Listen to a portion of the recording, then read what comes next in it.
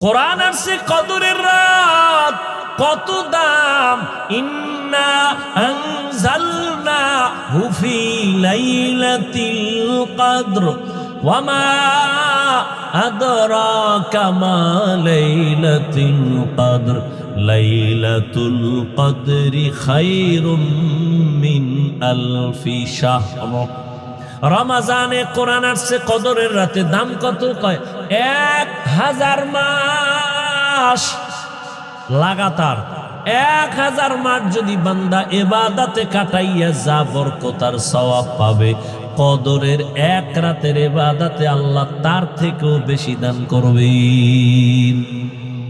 আতিনা ফি দারে দুনিয়া না হাসান, আতিনা ফি দারে উকবা না হাসান, ইয়া গিয়াসাল মুস্তাগীসিন ইহদিনা লিফতিখারা বিল উলুমি ওয়াল গিনা।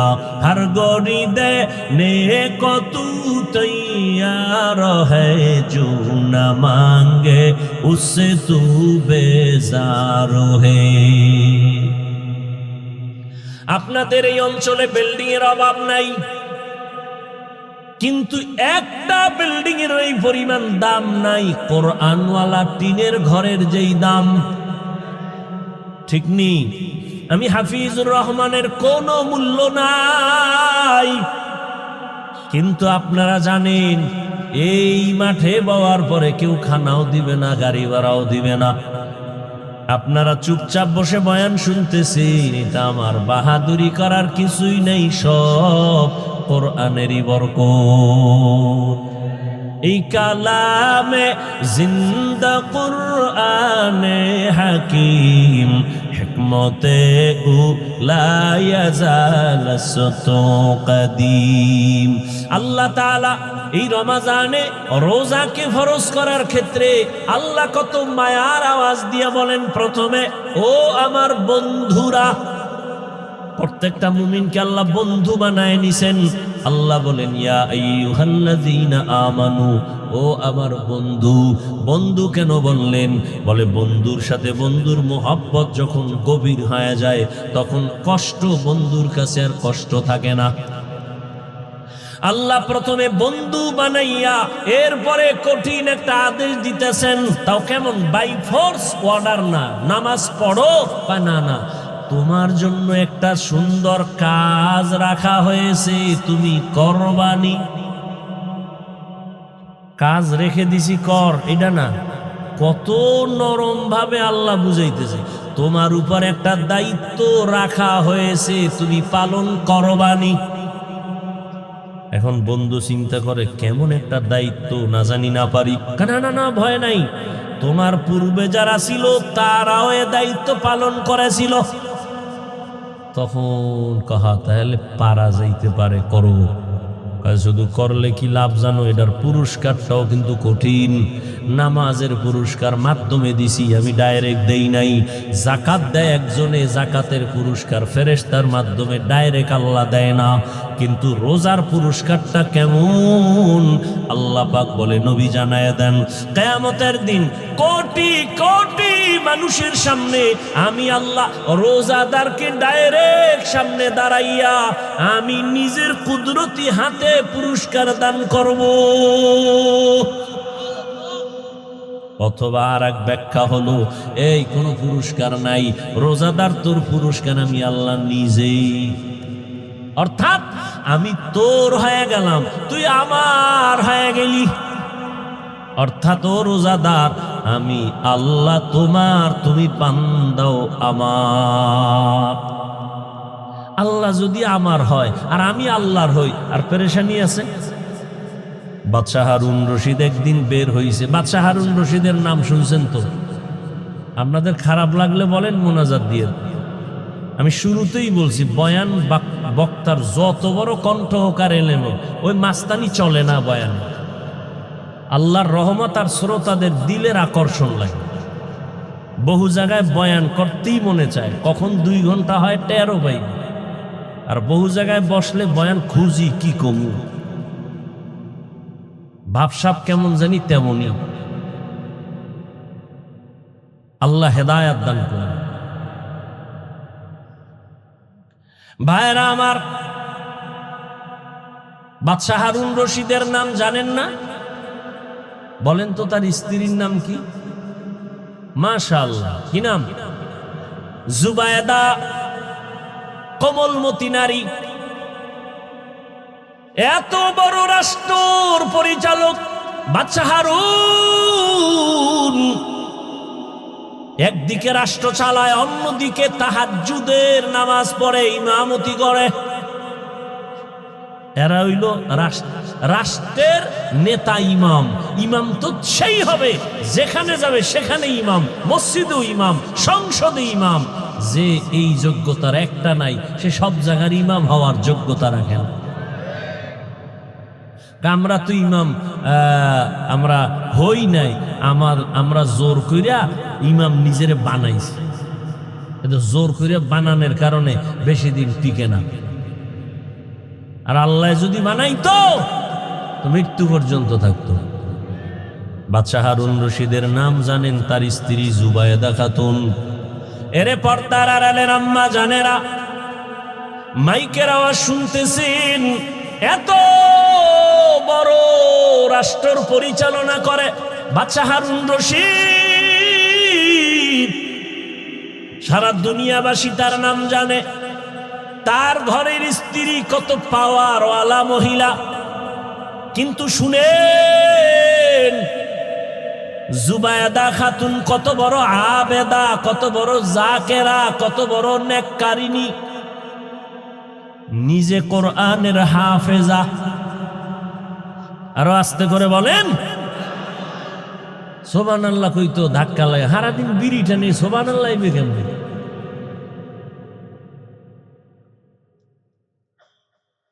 মরাটার মারো কেন, কয় লড়ে কেন? এতগুলি মানুষ একটা সুবহানাল্লাহ কইলে চান্দি ছিদ্র হয়ে যাওয়ার কথা না? নিজের ছিদ্র ওরই হবে।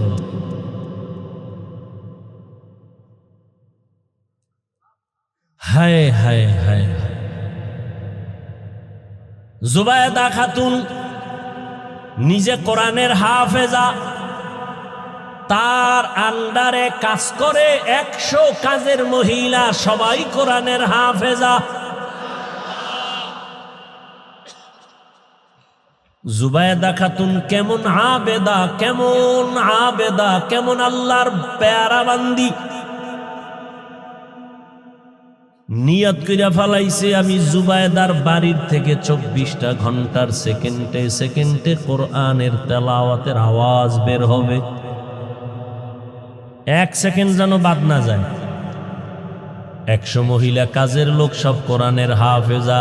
ডিউটি ভাগ করলো, তুমি 1 পারা কোরআন পড়বা, এরপরে কাজে নামো। তুমি আধা পারা হইরা আবার কাজে নামো, তারপরে তুমি, তারপরে তুমি। এইভাবে 24টা ঘন্টা ভাগ করে দিয়েছেন। জুবায়েদার ঘর থেকে এখন 24টা ঘন্টার প্রতিটি সেকেন্ড আমার মাওলার কোরআনের আওয়াজ বের হয়।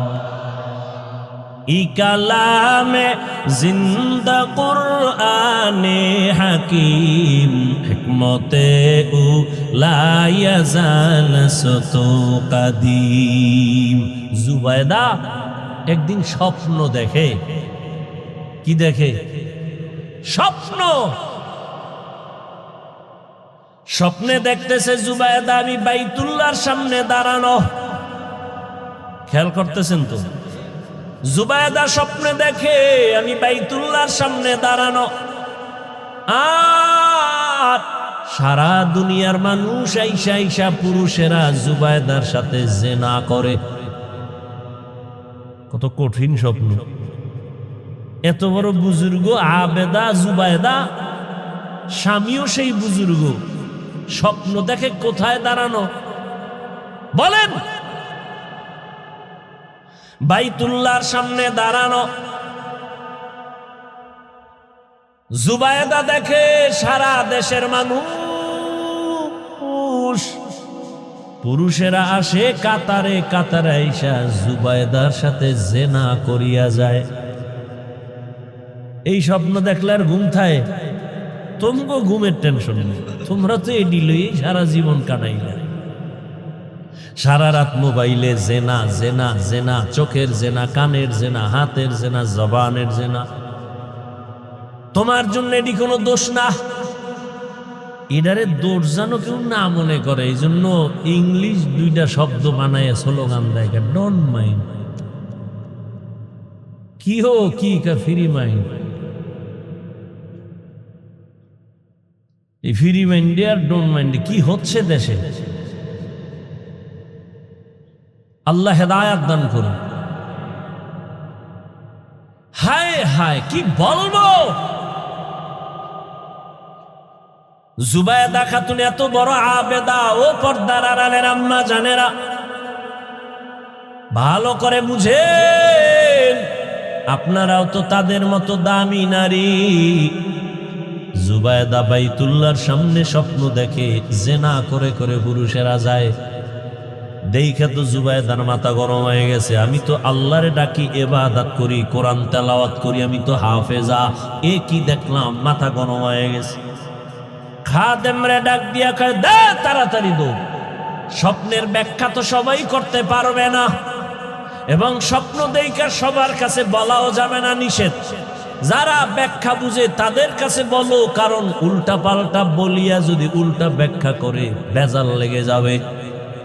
জমানার বড় স্বপ্নের ব্যাখ্যা করনেওয়ালা, এত বড় একজন বড় দামি বান্দা মুহাম্মদ ইবনে সিরিন লোক পাঠায় দিল, যা স্বপ্নের ব্যাখ্যা নিয়ে আসবি, তবে আমি জুবায়দার নাম বলবি না। জনৈক এক মহিলা স্বপ্ন দেখছে। মুহাম্মদ ইবনে সিরিনের কাছে চলে গেল, যাইয়া কয়, হযরত, বড় বুজুর্গ, এক মহিলা স্বপ্ন দেখছে বাইতুল্লাহর সামনে দাঁড়ানো, যুবক পুরুষেরা এসে জিনা করে। মুহাম্মদ ইবনে সিরিন কার স্বপ্ন দেখছে কে? কয় নাম বলা নিষেধ, কয় দৌড় দে, ব্যাখ্যাও নিষেধ। ব্যাখ্যাও কি কঠিন, বড় কঠিন, ব্যাখ্যা দেওয়া যাবে না। কারণ একজনের স্বপ্ন দেখে আজান দিতেছে, আজান কি দিতেছে, দৌড়ে গেছে ইবনে সিরিনের কাছে, হযরত আমি আজান দিতেছি। কয় রেডিও, তুই মরবি।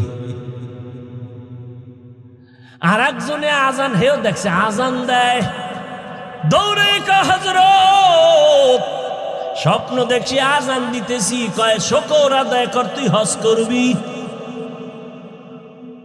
একই স্বপ্ন, দুইজনের ব্যাখ্যা দুই রকম, বুঝেননি?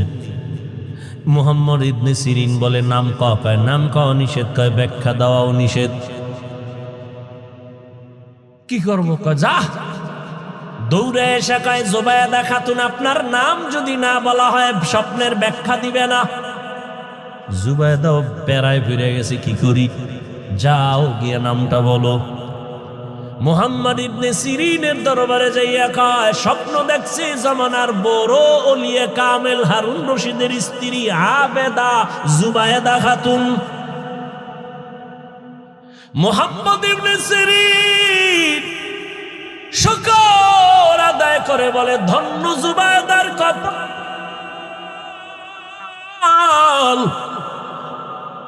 জুবায়দার কপাল ধন্য। জুবায়দার গিয়া সুসংবাদ দাও, জুবায়দার দ্বারা মক্কার জমিনে এমন কিছু কাজ হবে, জুবায়দার ওই কাজের দ্বারা উপকার পাবে দুনিয়ার সবাই। ঠিকই জুবায়দা এমন এক কাজ কইরা দিছে, আজও মক্কায় হাজি গেলে, খুঁজতে গেলে পাহাড়ের পাশে পাশে দেখবে ড্রেন কাটা আছে, ড্রেন ড্রেন, ওটার নাম আরবিতে নহরে জুবায়দা। জুবায়দা মক্কায় যাইয়া দেখে মক্কায় পানির সংকট, নিজে সরকারি টাকা না নিয়ে নিজের জমা টাকা রেডি করে কোটি কোটি কোটি টাকা ব্যয় করে বিশাল বড় নহর, ড্রেন কাটলো, ড্রেন। ওখান থেকে পানি নিয়া হাজিরা যেন সব জায়গায় পানি পায়, কষ্ট যেন না হয়। আরাফায়, মুজদালিফায়, সব জায়গায় এখনো পাহাড়ের পাশে সেই ড্রেনের ইটা এখনো আছে, অনেকে তো জানেই না। সমস্ত আরবের মানুষ যারা আলেম ওলামা বিজ্ঞ, যারা ঐতিহাসিক ইতিহাসের পাতায় আছে, ওই মক্কা নগরীতে এখনো সে নাম আছে, নহরে জুবায়েদা। এই জুবায়েদার স্বামী বাদশাহ হারুনুর রশিদ এই ঘুমাইতেছেন, দেখছেন নি আমার কাজে লাগাই। जिंदगी में बंदगी तू करना है, जिंदगी में बंदगी तू करना है, जिंदगी बे बंदगी शर्मिंदा है, जिंदगी बे बंदगी शर्मिंदा है। সাউন্ডটা প্রথমে ভালো ছিল, কি যে হইল, চাইছি একটু মন খুলে আজকে বয়ান করুন, শেষ বয়ান, হারা রোজায় কোনো অজলই নেই, মাদ্রাসার জন্য সময় দিন, আজকেই শেষ। চাইছি একেবারে জোদ্দুর ভারী করে যাবো, দিলি নাই সাউনের জন্য, পারলাম নাই সাউনের কারণে, কত চিল্লানো যায়। শুরুতে মোটামুটি ছিল, কি যে হইল আল্লাহ। একটা চিৎকার দিয়ে দেখছেন কোনোদিন? আপনারা তো খুব হিসাব করেন, পরের বাড়ি খাইয়া চেহারা কি তেল তেল। হ্যাঁ কয় ভাই দাওয়াত কা আলহামদুলিল্লাহ, কয় আপনার বাড়ি, কয় নাউজুবিল্লাহ। কি খুশি না একজন, এটা কোনো ব্যাপার? তো বাড়ি ঢুকছে চোর, অন্ধকারে চোর কই একটা চিল্লানি দিয়া ওর মাথা ধরে গেছে। দরজা খোলার লইয়া ধাক্কাইতে ধাক্কাইতে ফজর পর্যন্ত খালি দরজা ধাক্কাইছে অন্ধকারে, সকালে দেয় জানালা ঠেলছে, দরজা আর বাইরে। এই এক চিৎকারে চান্দি গরম হয়ে গেছে। সাউন্ড হলো আসল মানুষের বডির মূল রূহ, আমাদের বয়ানের মূল জিনিস সাউন্ড। এই বাতি বুতি কিচ্ছু লাগবে না, ভ্যান্ডেল ম্যান্ডেলের বাতাস উড়ে বলে, মাইক আছে বয়ান চলবে, চোখ বন্ধ করে খালি চলতেই থাকে।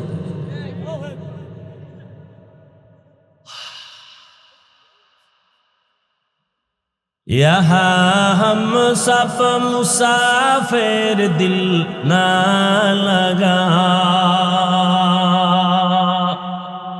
আজকে অন্য কোনো ওয়াজও রাখি না,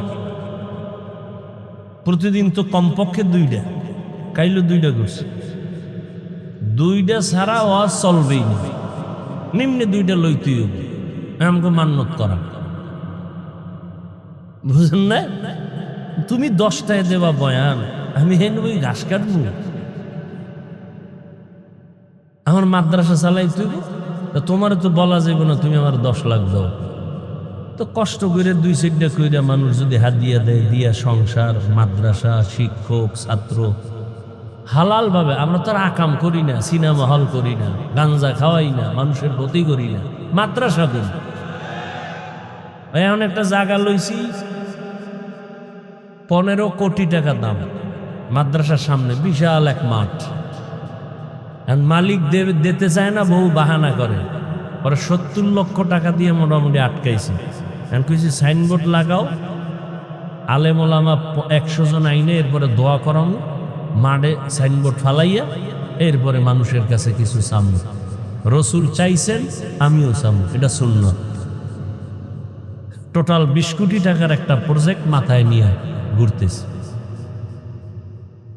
70 লক্ষ টাকা মোটামুটি দেওয়া হয়েছে, আল্লাহর শুকর। ও টাইম দেবে কিছু, পেরেশান, এত টাকা কই পাবে? তা আবার অন্তরের বুঝে, মাওলায় দিলে সময় লাগে। বাংলাদেশ বলে গরিব, কোন চোরে কয় গরিব? দেখছেন নি টাকা কেমনে বাইরে কলা গাছের ভিতরে দিয়ে। তো বাদশাহ হারুন রশিদ বাইর হইছে সফরে, কই যাইব? তো সাথে তো উজির থাকে, উজির, বুঝেন না?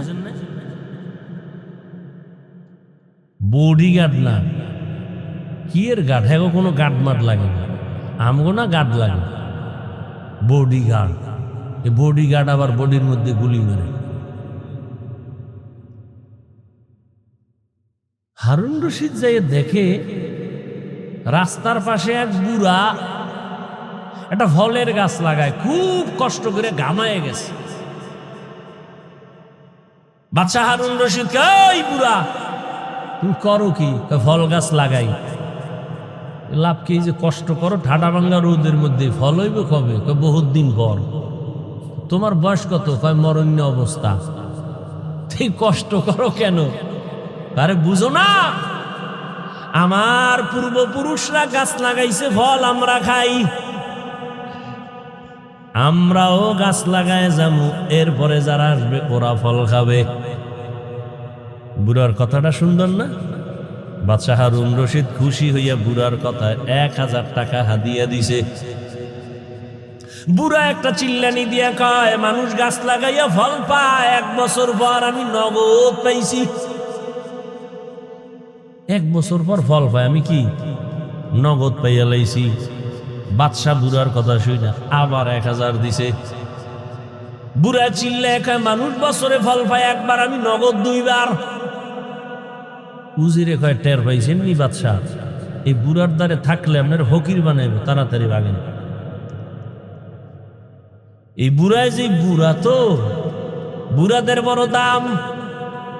আর এখন শিক্ষিত পোলাপান শিক্ষার মাস্তানি নিয়ে ঘুরে, বাবায় বাংলা কথা ভালো জানে না, লেখাপড়া তেমন করে নাই, শিক্ষিত সন্তান শুদ্ধ কথা কয়, এখন মূর্খ বাবার কোনো মূল্য নাই। বলে এর জিগামুখী বাবায় বুঝে কি? বাবায় বুঝে কি কইয়া বাবারে বাদ দিয়া লাইনে লাইনে লাইনে লাইনে বেলাইন হয়ে গেছে। বন্ধু আর বান্ধব দিয়া মাইয়াও ঠিক করে ফেলছে, বাবারও জিগায় না, মায়েরও জিগায় না, নিজে বিয়ে করার জন্য চয়েস করে ফেলেছে বন্ধু দিয়া মাইয়া। মাইয়ার বাড়ি দেখতে যায়, কমপ্লিট হয়ে গেল। মেয়ের বাবা বড় আপ টু ডেট, আধুনিক শিক্ষিত।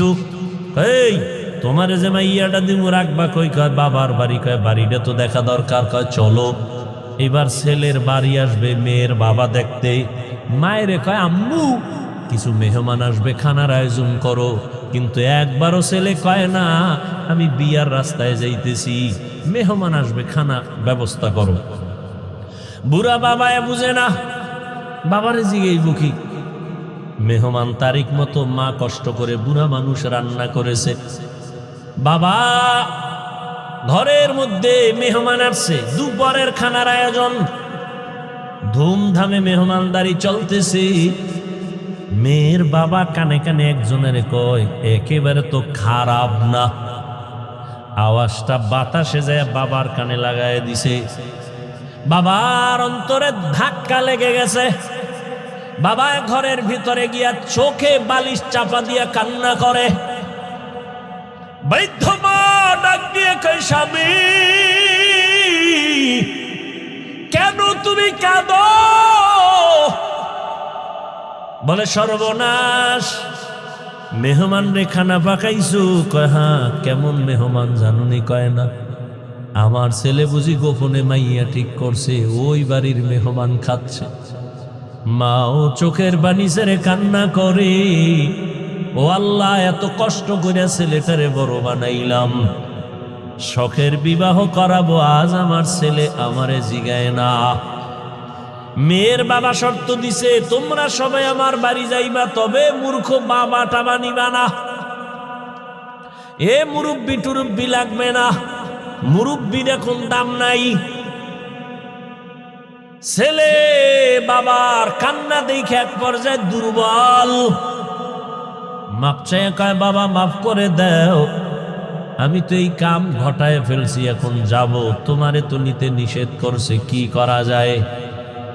বাবা তুমি কষ্ট নিবা না।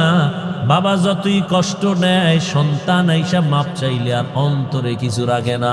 এর নাম বাবা, এর নাম মা, অন্তরে কিচ্ছু রাখে না। বাবায় পরামর্শ দিয়ে কয়, রে সন্তান, আমারে যদি না নাও দুঃখ নাই, তবে আমার মনে হয় আমারে যদি নীতি কঠিন বিপদ থাকলো তুই উদ্ধার হইতে পারতি। ছেলেকে আবার বিপদ কি কয় জানি না, ছেলেটাও বুদ্ধি কইরা বাবার একটা গোপন বক্স বানাইয়া ওই বক্সের মধ্যে ঢুকায়া বাবারে নিছে, বাবারে লয়ে গেছে। কেউ জানে না এর মধ্যে কি, মেয়ের বাবার বাড়ির কেউ জানে না, বাবারে নিয়ে এক সাইডে রাখছে। তো আগের দিনের বিয়ার অনুষ্ঠান তো একটা প্যারা দিয়া মানুষের আটকায়, তুই তো সারা রাত বইয়া থাও, জব দাও এরপরে খাও, চলতো না। এখন ওডির টাইম নেই, এখন সারা রাত খালি গান চলে, নাচ চলে, ওডির আর সময় কই। ভিডিও ক্যামেরা, আকাম সাকাম দুনিয়াতে যা আছে সব, গায়ে হলুদ, পায়ে হলুদ, সব হলুদ, এই আকাম দিয়া চলে বিয়ার অনুষ্ঠান। 5 তলা বিল্ডিং, 12টার পরে কাফে। ইমাম সাহেব কয় কি ভূমিকম্প শুরু হইল, ঘুম ভেঙে গিয়া কয় হাজি সাহেব জমিন কাফে কেন? কেন আপনি দাওয়াত পান না? আমার মাইয়ার গায়ে হলুদ চলে ছাদের উপরে। হাজি সাহেব ভিআইপি প্যাকেজের হাজি। আমি এজন্য মাঝে মাঝে বলি, কি এর পিসাবের মুরিদ, কি এর তাবলিগওয়ালা, কিসের হাজি সাহেব, এগো ইমানের পার্সেন্ট কত মাইয়া বলার বিয়ার সময় টের পাওয়া যায়? টের পাওয়া যায়নি না, ইমানের পাওয়ার কত উপরে গিয়া কিচ্ছু লাগবে না, যৌতুক হারাম। ঘরের দরজা লাগায় কয় কি দিছে, কয় এটা তো ঠিক হয়নি, এটা দিল না কেন, এটা কি মানবতা হইল? ওইটা দিল না কেন, এটা কি মানবতা হইল? আর তলে তলে যারা যৌতুক খায়, বিয়ার আগেই কয় বিদেশ যাওয়ার ভিসা লাগবে। কি চায়? একটার ধৈর্য কই কই যাবি বিদেশ, ভিসা দেবে কেকা হর বাড়িতে, বউ নিবি কয় সম্ভব না, বিয়েটা করে বউ থুবি পাহারা দিবে কেকা ছোট ভাই। বানায় বলতেছি, একাম চলে না, চলে না। আল্লাহ হেদায়াত দান করে। যৌতুক যারা দেয়, যারা নেয়, যারা সহযোগিতা করে, সবাই ডাকাত, সবাই জালেম, সবাই চোর, সবাই ফকিন্নির বাচ্চা, সবাই ছোট লোক, সবাই ইতর, সবাই নারীর দুশ্মন, রসুলের দুশ্মন, ইসলামের দুশ্মন, দেশের দুশ্মন। এদের মতো ইতর, বেহায়া, বেলাজা আর দুনিয়ায় কেউ নাই। আরো 2-1টা শব্দ থাকলে শিখায় দে, কই দেখিনি ওগো লাজ হয়।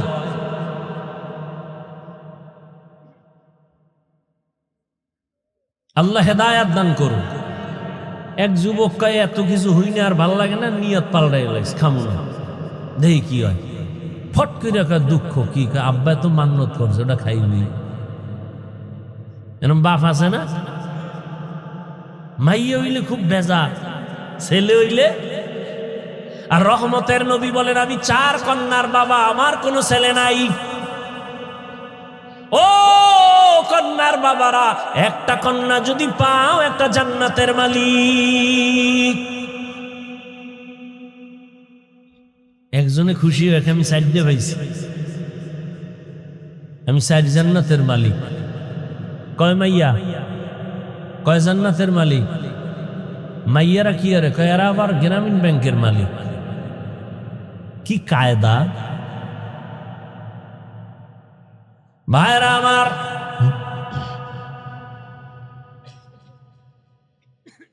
হারুন রশিদের ঘটনা দিয়ে বুঝাইতে চাই, আসল মালিকের সাথে যখন সম্পর্ক হয়ে যাবে, তখন আর পুরস্কারের কোনো লিমিট থাকে না। ঠিক আমার মালিকের সাথে যত বন্ধুত্ব হয়ে যায়, তখন আর কোনো আলাদা পুরস্কার নাই। আল্লাহ কয়, রোজাদার আমি আল্লাহ তোর নিজের পুরস্কার হয়ে গেলাম, আমি আল্লাহ তোমার হয়ে গেলাম, তুমি আমার হয়ে গেছ, তোমার কোনো ভয় নাই। এই রমজানের মাধ্যমে তুমি তাকওয়া অর্জন করো, গুনাহ থেকে নিজেরে কন্ট্রোল করো। রোজার দ্বারা তাকওয়া যেই পরিমাণ অর্জন করা যায়, অন্য আমলের দ্বারা এই পরিমাণ অর্জন করা যায় না। রোজার মধ্যে বড় আমল দুইটা, এক হলো তারাবির নামাজ আর এক হলো রোজা। এরে নবীর উম্মতের দল, এই মাসে আর একটা সুন্দর আমল হলো কোরআনের তেলাওয়াত।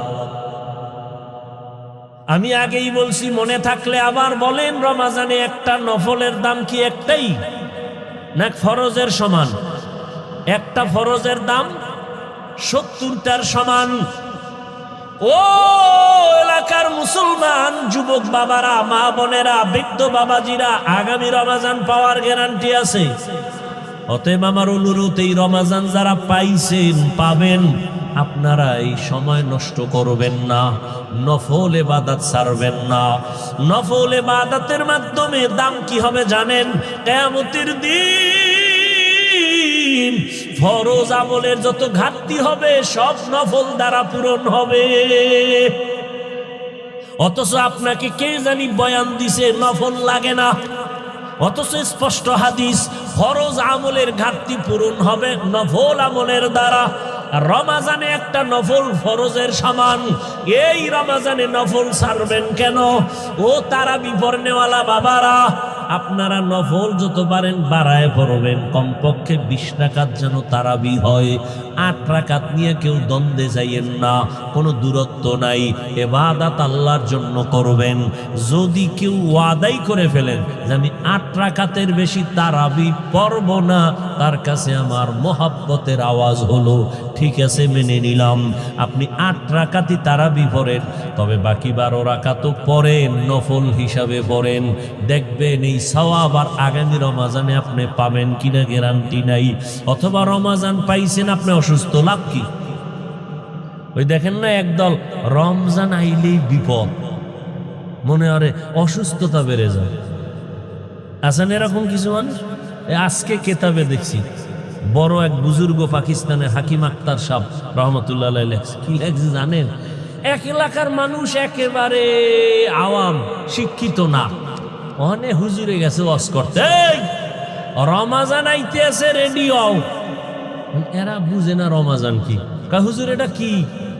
কয় এটা আইলে ফজরের আগের থেকে সন্ধ্যা পর্যন্ত না খায় থাকা লাগে। কয় এটা আবার কোন গজব? হারা দিন না খাইয়ে কহ, একটু পানি টানি, না পানিও না। কয় কি পানিও পান করতে আর মুনা? কয় না। এই বিপদের লগে তো মোকাবেলা করতে হইব। এবার কয় হুজুর এটা আইবে কোন দিক দিয়া?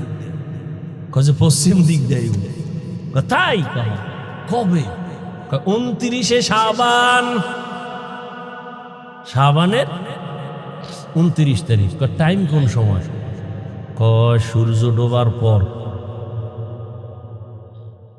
কয় হুজুর ঠিক আছে, বুঝলাম। হুজুরে বয়ান করে গেছে, সবাই রেডি, লাডি বানা। এই এলাকায় রমজানের ঢুকতে দেওয়া হবে না। যত যুদ্ধ লাগুক, সারা দিন রাখা রাখবে, আমাকে একটু পানিও খাইতে দিবে না, ওরে এই এলাকায় ঢুকতে দেওয়া হবে না। 29 শাবান কবে গণ গুইনে টুইনে পাইছে। এবার কইছে হুজুরে ওই সূর্য ডুবার পরে পশ্চিম দিক দিয়া রমজান আইবে। এরা সবাই পশ্চিম দিকে রেডি, লাডি টাডি নিয়ে। ঠিক সূর্যটা ডুবার পরেই দেখে একজনে উট লইয়া আইতেছে, উটের রাখাল। এই যে দেখা যায় বোধ হয় আউগা, সামনে আগা যাইয়া ধই রেখে, তোর নাম কি? আমার নাম রমজান আলী। কাহেরি পাওয়া গেছে, দর কে হুজুরে তের কথাই কইছে। রমজান আলী এটার ভিডা, হারে ভিডা গণ ধলাই, এটা মায়ের মুড়ি খাইয়া দৌড়। এটা জানে না যে আমার কি লিগে ভিডা, দৌড়। ফিডাই টিডাই কইছে এই এলাকায় ঢুকলে তোর রুহু আর লগে রাখবে, খবরদার এই অন্য দিক দিয়ে দৌড়া, এলাকায় ভুলো আবি না। ঠান্ডা মাথায় সবাই আছে। হুজুরে কয়েকদিন পর আবার বয়া দেয়ছে রোজার পরে। কেউ ভাই রমজান কেমন কাটলো? কয় হুজুর রমজানের মাইরা আল্লাহর শুকর আমাকে এলাকায় ঢুকতেই দিনে, বহু দূরে রাখছে, কিন্তু এই বিপদ এই এলাকায় ঢুকতে দেওয়া হবে না। কিছু মানুষ এই রমাজান আইলেই কয় আমার অসুস্থতা বেড়ে যাবে, গ্যাস বেড়ে যাবে, অথচ পৃথিবীর সমস্ত চিকিৎসা বিজ্ঞানী একমত মানুষের সুস্থতার জন্য আল্লাহর দেওয়ার সর্ববৃহৎ এক ঔষধের নাম রোজা। আমাকে হুজুর গুড়া বাদ দাও, এমনি তো কানে ঢুকবে না, ওটা ওই যে নাকের উপরে দিয়ে একটা মশা উইরা যায় এইরকম হুজুর গোকাল। চিকিৎসা বিজ্ঞানীদের কথা কি করবা? সমস্ত চিকিৎসা বিজ্ঞানী একমত মানুষের জীবনের সুস্থতার মহা এক ঔষধ হলো রোজা। গত বছর হিন্দু এক ডাক্তার বিশাল এক আর্টিকেল লেখছে ফেসবুকে, আমাকে একজনে দেখাইছে বিশাল রোজার কি শরীরের উপকার কি কি। এই জন্য রসুল শুধু রমাজান না, প্রত্যেক সোমবার বৃহস্পতিবারে রোজা রাখছেন।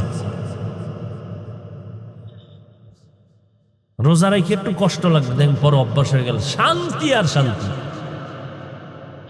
3 দিন খাইবেন, 1 দিন রোজা, পুরা খানা দানার বডি ব্যালেন্সে চলে আসবে। আবার 2 দিন খাইবেন, আবার রোজা, পুরা বডি ব্যালেন্স। সুস্থতার জন্য রোজা, বিকল্প কোনো ঔষধ নাই। আর এক ঔষধ রাতের ঘুম। রোজা যারা রাখবেন এগো কি উপায়? আফসুস, আপনিও মুসলমান, আমিও মুসলমান, আপনার আল্লাহ আমার আল্লাহ এক, নবী এক, কোরআন এক, কাবা এক, ধর্ম এক। এরে যুবক, আপনি রোজা রাখতে চান না, আপনার ছেলেও চায় না, মেয়েও চায় না। আল্লাহর শুকর, আমাদের ছোট ছোট বাচ্চারা রোজা রাখবে। সাহারিতে যদি না উঠাই, পরের দিন খায় না, রাগ কইরা উঠাইলাম না কেন? আর আপনার 20 বছর ছেলে মেয়ের বয়স রোজা রাখে না। আম্মা জান মাঝে মাঝে কয় ও 2-1টা রোজা রাখবি। বাবা একা খবরদার রোজা রাখায় না, চেহারাটা নষ্ট হয়ে যাবে। ওই আব্বাজানকে জিজ্ঞাসা করি, সারা রাত মোবাইল চালাইয়া যেই ছেলেটার চেহারা নষ্ট হলো, বলেন কোন মেডিসিন দিয়া ভালো করবেন? এখনো অনুরোধ করে বলছি রে যুবক, ও পর্দার আড়ালের আম্মা জানেরা, বোনেরা, ও বৃদ্ধ বাবাজি, কয়দিন আর দুনিয়ার বাহাদুরি? চোখের সামনে কত লাশ। কই আমরা যে নবীর আদর্শ মেনে টুপি পরলাম, দাড়ি রাখলাম, নামাজ পড়ি, পর্দা করি, হালাল খাই, কই আমাদের তো সম্মান কমে নাই, না খাইয়াও মরি নাই। করোনার সময় স্কুল বন্ধ, কলেজ বন্ধ, চাকরি বন্ধ, ব্যবসা বন্ধ, ফ্যাক্টরি বন্ধ, কিন্তু কোরআনওয়ালাদের একটা মাদ্রাসাও বন্ধ হয় নাই। আপনি মাস্ক লাগাইছেন, ট্রিপল মাস্ক, মরবেন না করোনার ভয়ে। আর এই দেশের লাশগুলো করোনার লাশ, হুজুরেরা কান্দে নিল, জানাজা পড়াইলো, গোসল করাইয়া দাফন করলো, একজন হুজুরেও করোনায় মরে না। এরে আমার কলিজার যুবক বাবারা, আল্লাহ সম্মানের মালিক, ও এলাকার ভাইরা, ও যুবক বাবারা, এতক্ষণ আমি যে বয়ান করতেছি, আমি একবারও কিন্তু আপনাদের বলি না আমার মতো টুপি লাগাও, স্কুল ছেড়ে মাদ্রাসায় যাও। আমি কওমি মাদ্রাসার সন্তান, তোমরাও যাও। আমি তাবলিগের লাইনের সন্তান, তুমিও তাবলিগে যাও। একবারও বলি নাই আমি পীরের বুড়ি, তুমিও পীরের কাছে যাও, একবারও বলি নাই। বরং আমি বলতে চাই, যুবক তুমি স্কুলে পড়ো, আমি হাফিজুর রহমান তোমাকে ধন্যবাদ দিয়ে গেলাম, দোয়াও করে গেলাম। তুমি স্কুলে পড়ে ডাক্তার হও, কলেজে পড়ো, ভার্সিটিতে পড়ো, তুমি ইঞ্জিনিয়ার হও, প্রফেসর হও, তুমি একজন সাংবাদিক হও, ওসি ডিসিএসপি হও, আমি দোয়া করে গেলাম, অন্তর থেকে বলছি। তোমার মাদ্রাসায় যাওয়া লাগবে না, তুমি একজন ব্যবসায়ী হও, চাকরিজীবী হও। তবে আমি হাফিজুর রহমানের একটা ছোট দাবি, বিদায় বেলা তোমাদের কাছে, বেয়াদব হইও না রে বাবা। তোমার ব্যবহারে কোনোদিন যেন মা বাবা কষ্ট না পায়, তোমার আচরণে কখনো যেন আলেম কষ্ট না পায়, তোমার ব্যবহারে কখনো শিক্ষক যেন কষ্ট না পায়। কারণ মা বাবা যদি কষ্ট পাইয়া মনে দুঃখ নিয়ে বলে একটা নিঃশ্বাস ছাড়ে, ওই নিঃশ্বাসটা তোমার জন্য একটা আগুন। ওই আগুনটা যদি তোমার কপালে লেগে যায়, মরার আগে তোমার জীবন বরবাদ হয়ে যাবে।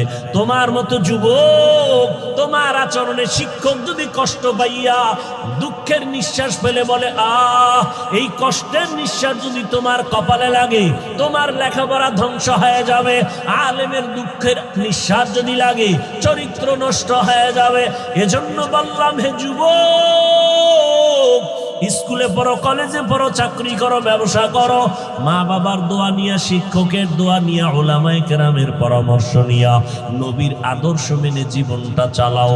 এবার বাস্তবে একটু তাকায় দেখো তো, তোমার মতো যুবক জীবনে মাদ্রাসায় পড়ে নাই, স্কুলে পড়ে, কলেজে পড়ে, সত্য কথাটা স্বীকার করো। তোমার মতো যুবক জেনারেল লাইনে থাইকেও নামাজ পড়ে, বলো আসেনি? তোমার দুই পায়ে হাত রেখে বলছি, বেয়াদবি মাপ চাই, রাগ করো না। বলো তুমি, বেধা আছে, বিবেক আছে, পশুকে আল্লাহ বিবেক দেয় নাই, তুমি বলো। তোমার মতো যুবক যদি স্কুল কলেজে পড়িয়া নামাজ পড়ে, বলো তুমি কেন পারো না রে বাবা? তোমার কি সমস্যা বলো?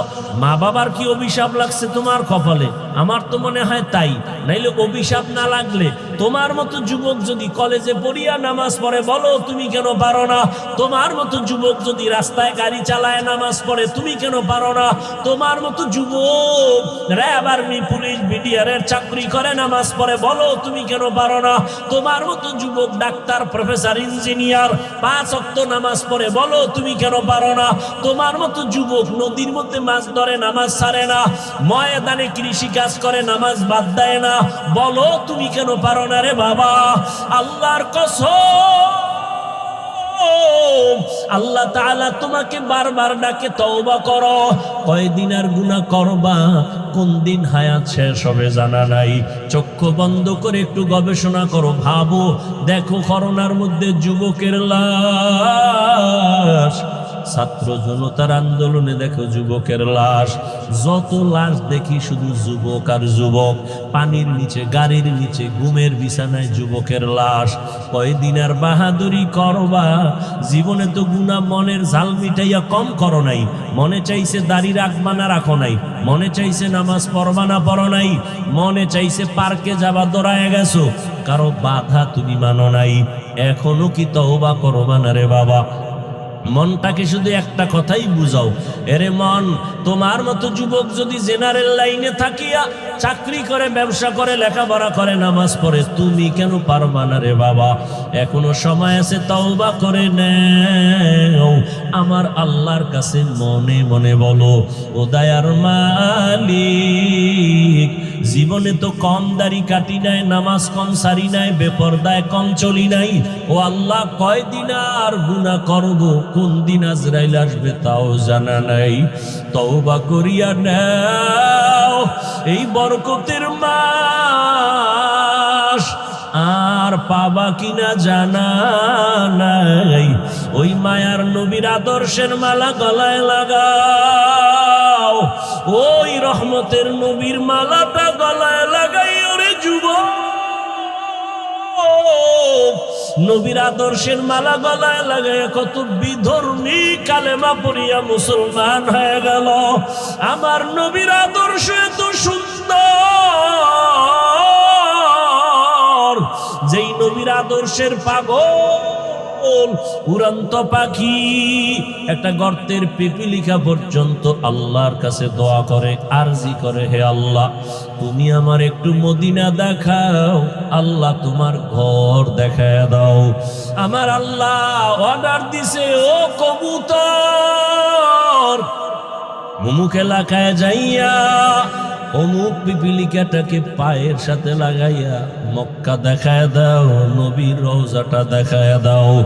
মদিনার নবীর রওজার এত মোহাব্বত, ও নবীর আশিক, ও পর্দার আড়ালের আম্মা জানেরা, বোনেরা, আপনাদের কত ধন্য জীবন।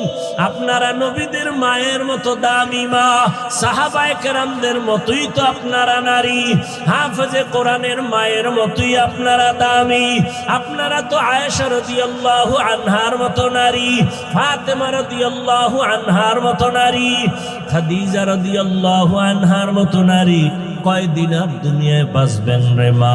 একটা সন্তানকে আদর্শ ডাক্তার বানায় যান, আদর্শ ইঞ্জিনিয়ার বানায় যান, আদর্শ প্রফেসর বানায় যান। আপনার মতো কত নারী এই এলাকায় এখনো আছে বেপরদায় চলে না, নামাজ ছাড়ে না, স্বামীর মাল হেফাজত করে, সন্তানগুলো আদর্শওয়ালা বানানোর মেহনত করে, মা বাবা সন্তানের পেছনে মেহনত করে, বেপরদায় চলে না, স্বামীর মাল নষ্ট করে না, মোবাইলে সময় নষ্ট করে না। এরে আম্মা জানেরা, এখনো কি আপনারা তওবা করতে পারেন না? আল্লাহকে বিনয়ের সাথে বলেন মনে মনে, হে আল্লাহ, জীবনে আর নামাজ ছাড়বো না, বেপরদায় চলবো না, মোবাইলে সময় নষ্ট করব না, স্বামীর মাল হেফাজত করব, সন্তানগুলো আদর্শবান বানানোর চেষ্টা করব। রহমতের নবীর মোহাব্বত আর আদর্শ অন্তরে লালন করিয়া, ও বৃদ্ধ বাবাজি, আপনার মতো কত বুড়ারা মসজিদে গিয়া নামাজ আদায় করে 5 বেলার, আপনারা কেন পারেন না? রহমতের নবী এত কষ্ট জীবনে করেছেন, বিদায় বেলা নবী অসুস্থ, সাহাবীদের কাঁধে ভর দিয়ে নবী জামাতে হাজির হয়েছেন, নবী নামাজ ছাড়েন নাই। এরে নবীর উম্মতের দল এত কষ্ট নবী করিয়া উম্মতের শিক্ষা দিয়া গেলেন। ওই নবীর আদর্শ সারা কিয়ামত পর্যন্ত এই জীবনে কখনো শান্তি আসবে না, সম্মানও আসবে না। নবীর জন্য যদি জঙ্গলের প্রাণীরা পাগল হয়ে যায়, রহমতের নবীর দেখলে যদি পেটের ক্ষুধা নিবারণ হয়, আল্লাহর নবীর আশিক জগৎ বিখ্যাত ইমাম মালিক রহমাতুল্লাহ আলাইহি মদিনাতুল মুনাওয়ারায় হাঁটে চলে, জুতা পায়ে পড়ে না। একমাত্র কারণ রহমতের নবীর কদম কোথায় লাগলো, আমি জুতা পরিয়া ওই বেয়াদবি করতে পারবো না। কারণ মদিনার ধুলা নবীর আশেকের চোখের সুরমা। এরে নবীর উম্মতের দল, এজন্য আশেক মদিনার নবীকে দেখার জন্য কাঁদে আর আল্লাহর কাছে বলতে থাকে, আরো বেরে পুবাল হাওয়া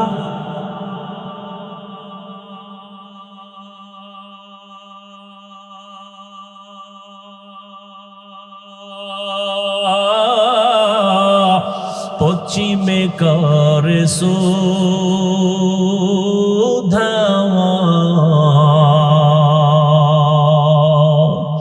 এই গরিবের দুঃখী সালাম, এই গরিবের দুঃখী সালাম, পৌঁছে দিও মদিনায়, মদিনা যাইতে পারলাম না, মদিনা দেখতে পারলাম না। আমি অসহায় তাই এত দূরে রই, আমি অসহায় তাই এত দূরে রই, শুধু সালাম জানাই, মদিনা যাইতে পারলাম না, মদিনা দেখতে পারলাম না। মদিনা নাম কত সুন্দর,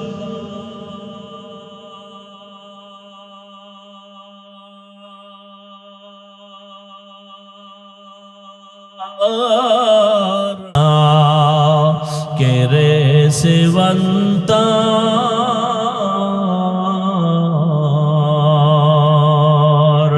পাখির ন্যায় ডানা থাকলে, পাখির ন্যায় ডানা থাকলে যেতাম মদিনায়, মদিনা যাইতে পারলাম না, মদিনা দেখতে পারলাম না। এরে আল্লাহর বান্দারা, ওই মদিনার মোহাব্বত অন্তরে জমা করে এখনো সময় আছে, তওবা করো আর আমার মালিকের ডাকো আর বলো, হে মালিক, আর নামাজ ছাড়বো না, দাড়ি কাটবো না, বেপরদায় চলবো না, মা বাবার সাথে বেয়াদবি করবা না রে যুবক। ওলামায়ে কেরামের দোয়া নিয়া, শিক্ষকের দোয়া নিয়া, নবীর আদর্শ মেনে চলবা। মরিয়া গেল আর নামাজ ছাড়বা না, রোজা ছাড়বা না, গুনাহ করবা না। তওবার নিয়ত যদি অন্তরে থাকে রে যুবক, যাদের অন্তরে তওবার খাঁটি নিয়ত আছে, দুটো হাত আমার আল্লাহকে দেখাইয়া দাও। আয় আল্লাহ, হাতগুলো কবুল করে নেন, তওবা কবুল করে নেন, তওবার উপরে মজবুত হইয়া চলার তৌফিক দান করেন, আমিন। আলহামদুলিল্লাহি রাব্বিল আলামিন, ওয়াসসালাতু ওয়াসসালামু আলা সাইয়্যিদিল আমবিয়াই ওয়াল মুরসালিন ওয়া আলা আলিহি ওয়া আসহাবিহি আজমাইন। ইয়া আরহামার রাহিমিন, ইয়া আরহামার রাহিমিন, ইয়া আরহামার রাহিমিন। রব্বিরহামহুমা কামা রাব্বায়ানি সগীরা। আল্লাহুম্মা ইন্নাকা আফুউন